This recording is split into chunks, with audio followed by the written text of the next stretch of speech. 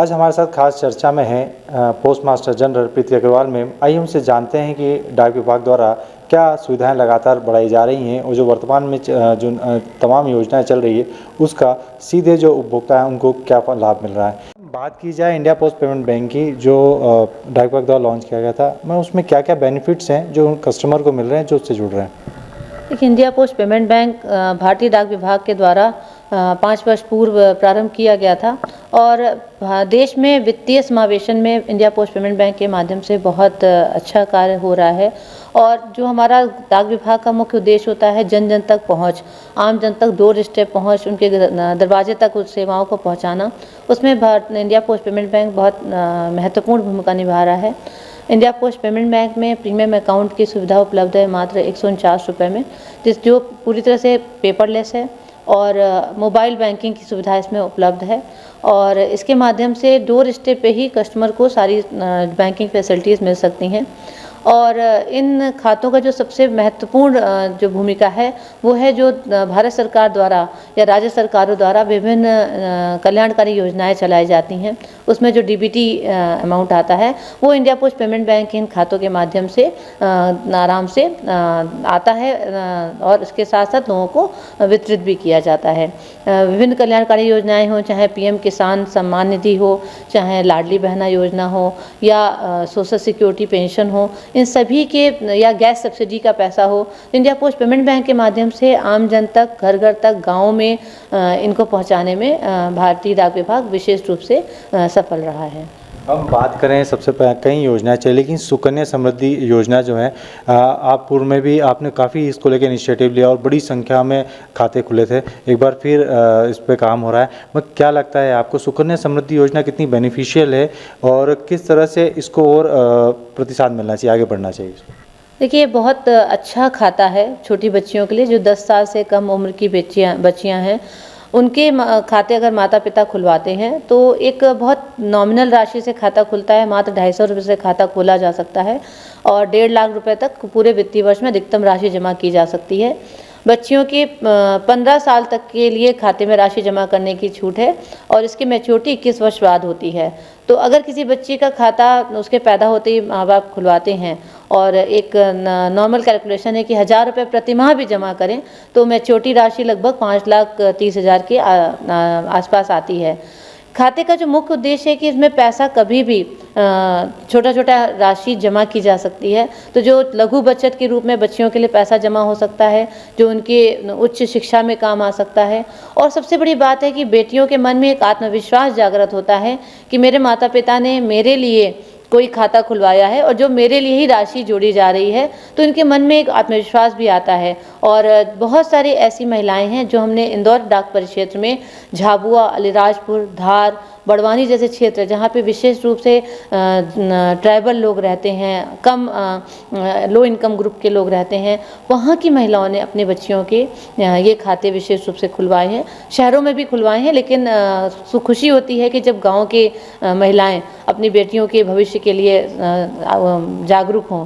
तो ये हम लोग का प्रयास है कि अधिक से अधिक माता पिता सुकन्या समृद्धि योजना खाते खुलवाएं, क्योंकि इसमें उनको आयकर छूट का भी प्रावधान है। जैसा अभी आपने बताया ग्रामीण महिलाएं भी अपने बच्चों की सुकन्या समृद्धि योजना खाते खुलवा रही हैं। ग्रामीण क्षेत्र में महत्वपूर्ण होता है, वहाँ तक डाक विभाग पहुँचता है और उनके तमाम सुविधा दे रहा है। क्या महत्वपूर्ण सुविधाएं मैडम जो ग्रामीण क्षेत्र के जो लोग हैं उनको मिल रही है डाक विभाग द्वारा? जैसे कि आपको पता ही है कि डाक विभाग के जो 1.5 लाख डाकघर हैं उनमें ज़्यादातर डाकघर हमारे ग्रामीण क्षेत्र में है, जिनको हम लोग शाखा डाकघर कहते हैं।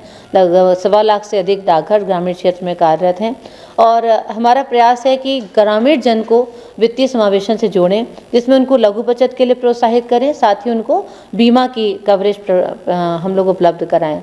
तो लघु बचत में डाकघर का जो हमारा पारंपरिक लघु बचत खाता है वो कार्यरत है ही, साथ ही हमारा उद्देश्य होता है उनको छोटी छोटी बचतों से जोड़ें। तो वहाँ पे हम लोग रिकरिंग डिपॉजिट पे विशेष रूप से जोड़ देते हैं। साथ ही ग्रामीण डाक जीवन बीमा भारत सरकार द्वारा असंगठित क्षेत्र के लिए अगर हम देखें तो केंद्र सरकार द्वारा प्रायोजित एकमात्र बीमा आपको मिलेगा, जो कि अगर संगठित क्षेत्रों के लोगों को 10 लाख तक का बीमा कवरेज प्रदान करता है, जो कि बहुत विशेष है। और साथ ही साथ इंडिया पोस्ट पेमेंट बैंक के माध्यम से भी मात्र 400 रुपये के वार्षिक प्रीमियम पे 10 लाख का एक्सीडेंटल बीमा कवरेज प्रदान किया जाता है।